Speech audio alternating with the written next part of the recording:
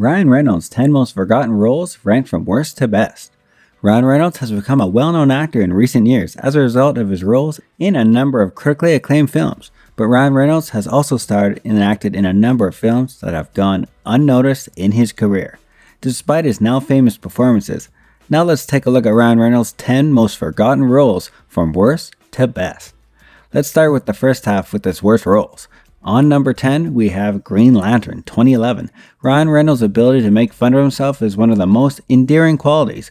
Green Lantern is a number one target of his own self-depreciating eerie, which his other superhero alter ego, Deadpool, skewers with relish. Green Lantern is a colossal flop worth $200 million. Reynolds plays Hal Jordan, a crazed test pilot who receives a powerful existential ring that bestows extraordinary abilities on him. As a result, he joins the Green Lantern Police Department, where he battles evil people for global dominance.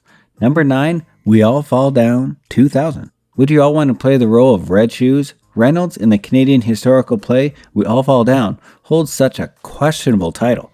Martin Cummings co-wrote and directed the film, which serves as a semi-autobiographical depiction of the lifelong early life.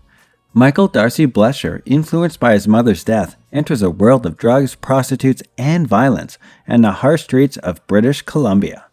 Moving on to number 8, The Alarmist, 1997. When a comedy is directed by a man named Dunsky, it's almost never a good indication. Take a look in the movie Alarmist. Yikes. The Alarmist, a mediocre comedy starring David Arquette, Stanley Tucci, and Kate Capshaw, was Reynolds' second feature picture. Tommy Arquette is a security alarm salesperson whose mediocre rise is derailed when he discovered a stunning fact about his boss's extracurricular activities. Tucci's acting was acclaimed, while the remainder of the movie was criticized. Reynolds was unable to salvage the day. Number 7, Boltneck. Boltneck, was also known as a big monster on campus, is a low-budget, very derivative Frankenstein imitator starring Matthew Lawrence. Well, is there anything else further to say? After being hurled into the empty swimming pool, Frankenstein Lawrence thinks his friend Carl Reynolds has undergone a brain transplant for a crazed murderer. Seriously? When the insane cravings strike, Frank tries everything he can do to stop Carl from killing himself. Before moving on to the next half of the list with Reynolds' best movies, we have the movie coming soon in 1999 on number 6.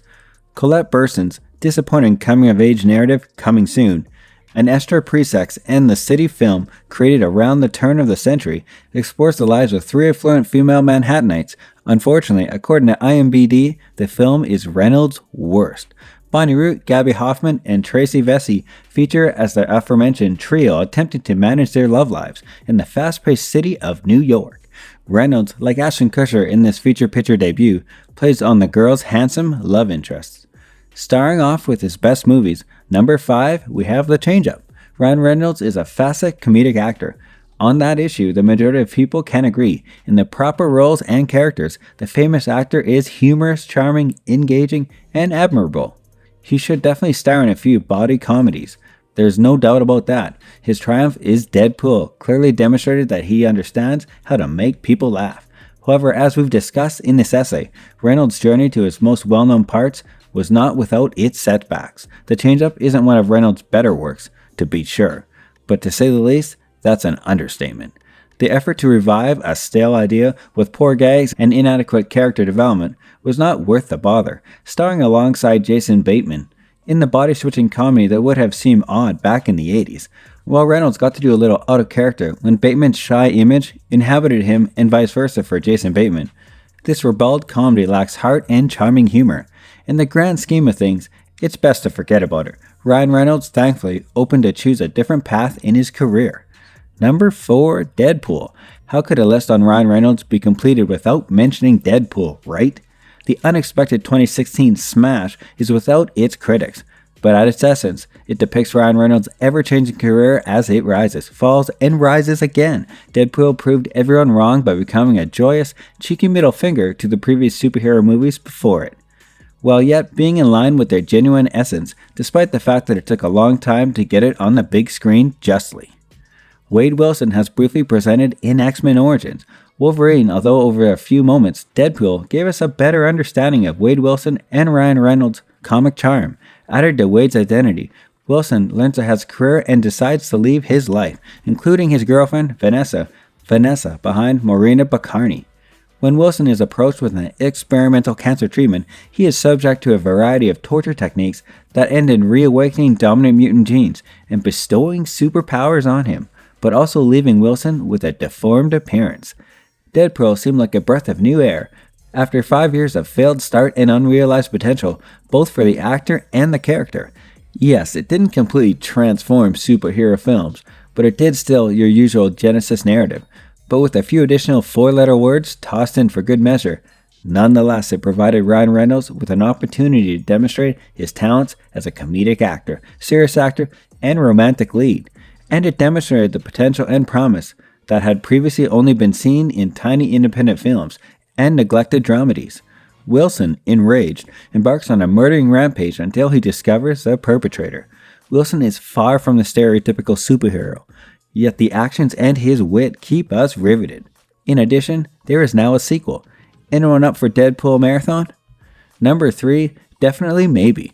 While Reynolds is no stranger to romantic comedy genre, only a few of his films have gone on to become commercial hits, specifically the movie Definitely Maybe. The 2008 rom-com, written and directed by Adam Brooks, follows Ryan Reynolds and his on-screen 11-year-old daughter as they do a How I Met Your Mother style flashback to his previous relationship in order to explain why he's getting divorced from the girl's mother and how they got married in the first place.